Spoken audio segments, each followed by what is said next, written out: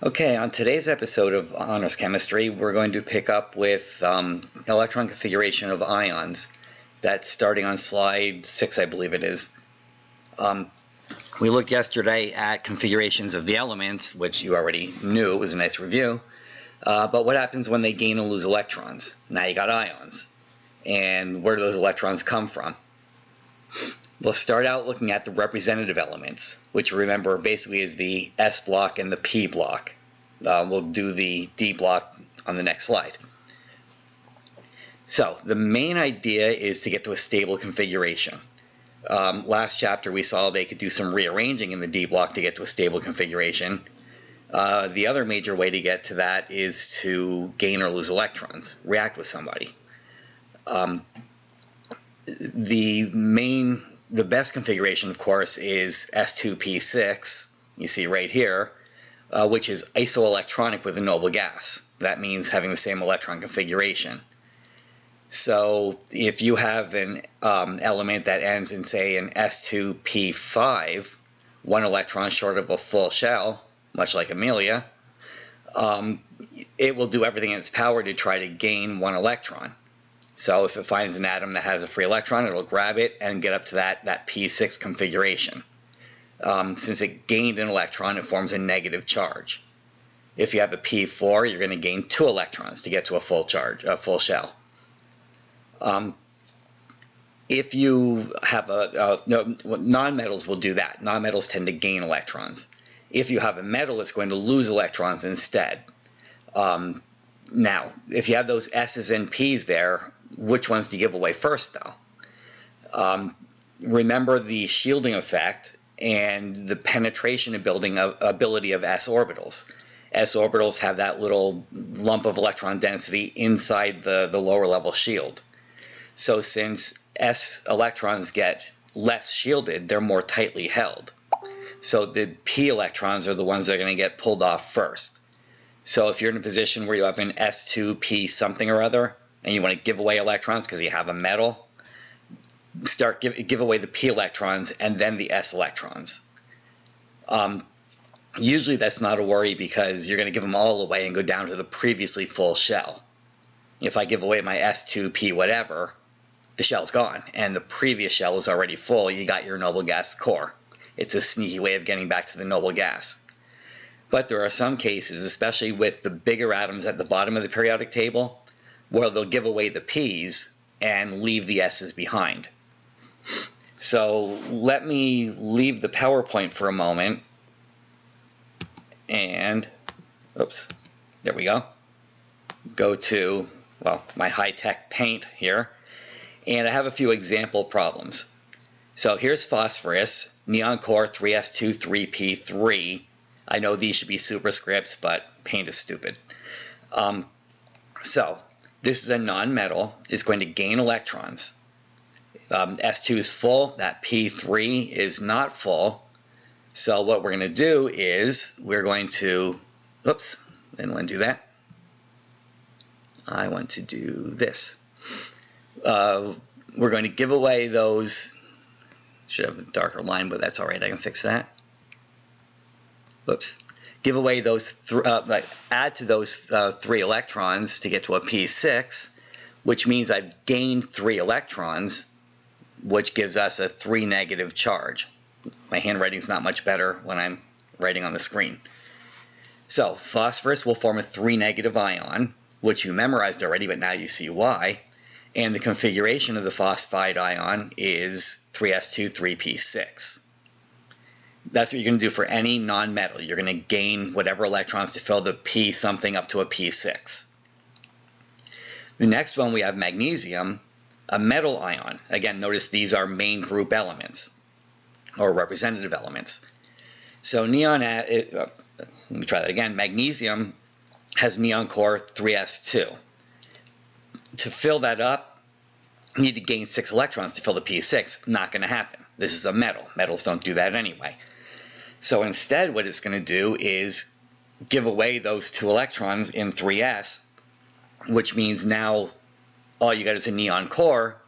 You got a sneaky way of getting back to a noble gas configuration. Metals are always going to do that. Metals lose electrons. forming positive ions. I gave away 2 electrons, those S2s right there, those 2 S's right there, and so it's going to be a 2 plus charge. Notice again, you memorized these charges earlier in the year. Now we know why they happened. Everything in magnesium's column ends in an S2 configuration and therefore forms a 2 plus charge. Again, this is that aha time of year of why all of chemistry worked the way it did when we first learned it. One more metal to show you, thallium here. Notice that's a fairly large atom at the bottom of the periodic table in the post-transition series. Xenon core 6s2 6p1. Now, it's a metal, it's going to lose electrons. If this was at the top of the column, it would just lose those 2 and that 1 electron and go for a 3 plus charge. For example, aluminum does that. But with a big atom like this, it can peel away electrons a few at a time. So you have 2 s electrons and 1 p electron. What gets taken away first? Well, again, remember that shielding penetration. The s's penetrate the shield and are more tightly held. Therefore, they're going to be not given away as readily as these p electrons out here. Well, p electron. So that p1 electron is going to go away, leaving you with a xenon core 6s2 configuration and a 1 plus charge. That is a reasonable possible oxidation state for the thallium ion. But it could also go further. Now that it did that, we see we still have those 6s2s, which, well, it's a full sublevel, but not the best situation. You rather have a noble gas core. So another possibility is we keep with the giving away the P1, that's always going to go. And then we also give away the S2. Now we've given away a total of 3 electrons, or a 3 plus charge. That's also a possible charge for the thallium ion. So notice we get 2 possible charges, thallium 1, thallium 3. That's why we needed the Roman numerals on these things. Magnesium didn't need that because it didn't have any P's, it just did the S2, 2 plus charge, done. In the post-transition metals, you ended up with Roman numerals, like for thallium and lead and tin and all that, and this is the reason why. Those guys are going to give away their P electrons and then also give away their S electrons if there's availability to do that. So they can go either way. They can give away just the P's, or they can give away the whole shell and get down to the core. And that's electron configurations for main group elements. Let's now go back to the PowerPoint and look at the electron configurations of transition metals. With transition metals, you're in the D block. Now, notice you always have the S2 in front of it. 4s2, 3d something. 5s2, 4d something. D's are always a level behind. Now, they're metals, they're always going to give away electron. Common mistake I see is if people see a lot of D's there, they just want to add a few to fill it up. Metals don't do that. Non-metals gain. Metals lose. You're always going to give away electrons. Now, notice that D is the last one you're putting stuff into, but S is higher level. So when you remove electrons, those S's go first. So for every transition metal, you're going to give away those S2s and get a 2 plus charge. The only exceptions are the ones that rearrange where there's only 1 electron there, then it's a 1 plus charge. So for the most part, 2 plus is always a charge that transition metals do. But what else? They have multiple oxidation states, remember. Once you got rid of that S, you're down to your noble gas core, which is normally stable, but those stupid D's are complicating things. So now what happens is the D's get peeled away one at a time, each time giving you another possible charge. And you keep doing that until you're down to a stable configuration. You run out of D's, a D0, or you get to a D5, you stop there because it's stable. Notice since there's a lot of times there's D's left over, you're not isoelectronic with a noble gas. So again, let me exit out here and go to my high-tech picture here. Let's do a few examples. We have titanium, which ends as an S2, D2. So forming ions there. First of all, give away those S's, and you get yourself a 2+ charge. But then what? Well, you got some D's here. Let's get rid of one of those, get down to a D1. That gives me a 3+ charge. That's a possible charge it could have. And then give away that last one to go to a 4+ charge, because I gave away a total of 4 electrons. So titanium could form 3 possible charges, 2+, 3+, 4+.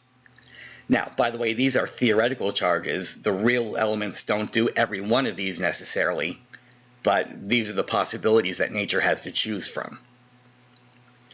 Looking at cobalt, notice again, we have those S2s to give away, so 2+ charge. And now the Ds. We have a D7, go down to a D6. We gave away an electron for a 3+. Go down to a D5. Now we're at 4+. And stop there because you reached a stable configuration. So the same possible charges that titanium could have. Cobalt chooses a different set of those for its real charges. But again, theoretically, these are the choices that it has available to it. Manganese, the last example, notice ends as an S2D5.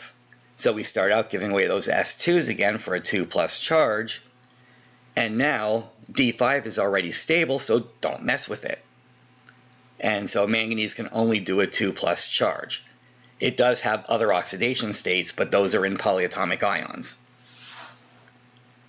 Now, let me come back to the PowerPoint.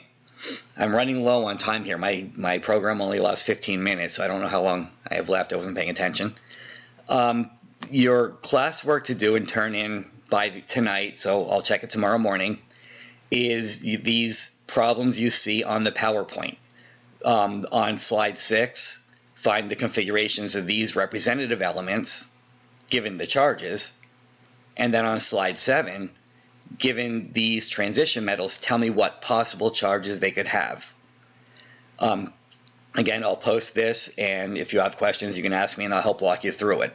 But that is due on, well, tomorrow morning I'll be checking it. All right, that's it for today. Have fun.